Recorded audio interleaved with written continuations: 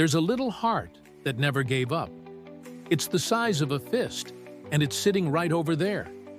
It used to be someone's pet. This little heart was put into a jar by an old woman who found it floating down the river.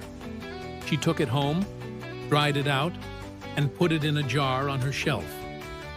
One day, a scientist saw the heart and asked the old woman if he could have it. He wanted to see if he could make it beat again. The old woman said yes, but only if he promised to take care of it. The scientist put the heart in a machine that was full of water and electricity. He hooked up wires to it and started pumping blood through it. The heart started to beat.